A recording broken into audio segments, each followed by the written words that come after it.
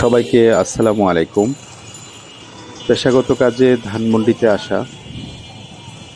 ধানমন্ডি জিগাতলা পিলখানার সামনে থেকে ভিডিও।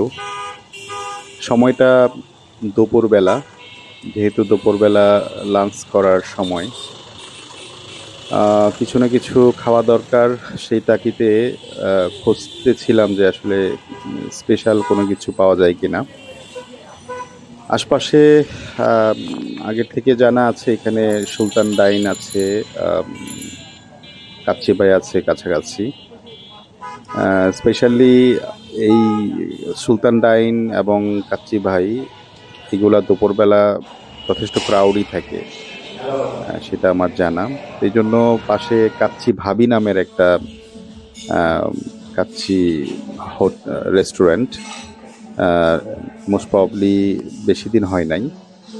তো এই জন্য কাচ্চি ভাবিকে চয়েস করা, যে ক্রাউডনেসটা কম হবে, একটু সাইলেন্টলি হয়তো টাইম পাস করা যাবে।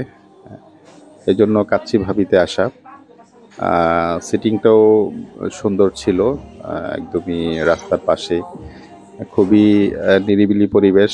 মানে যে উদ্দেশ্যে আসলে কাচ্চি ভাবিতে আসা, একদমই খুবই প্র্যাকটিক্যালি যাওয়ার পরে বুঝতে পারলাম যে আসলেই মানে তাই হলো আর কি।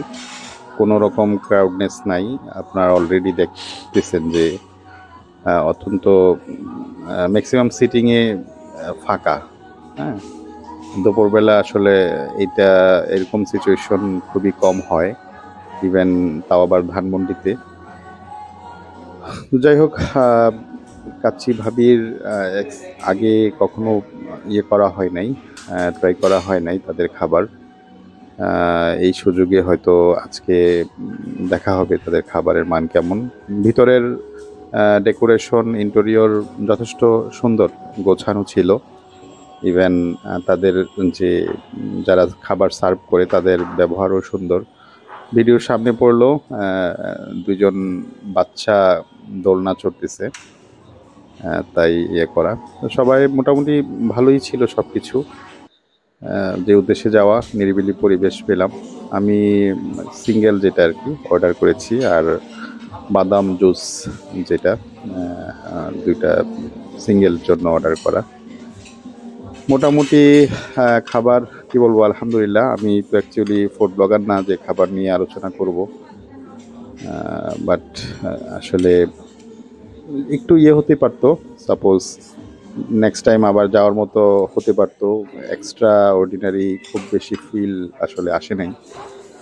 আর যে কাচ্চির যে মাটনগুলো ছিল, তো মাটনগুলা মিডিয়ামের থেকে ছোট মনে হলো আমার। আসলে অ্যাকচুয়ালি মাটনগুলো মানে আসলে আমি যে সমস্ত মাটন পছন্দ করি পিসগুলা ওরকম হয় নাই আমার। আসলে অ্যাকচুয়ালি শেষ করতেও কষ্ট হচ্ছিল। শেষ করতে বলতে ক্ষুধা ছিল, বাট শেষ করতে কষ্ট হচ্ছিল। তো যাই হোক, ভালো থাকবেন। আসসালামু আলাইকুম।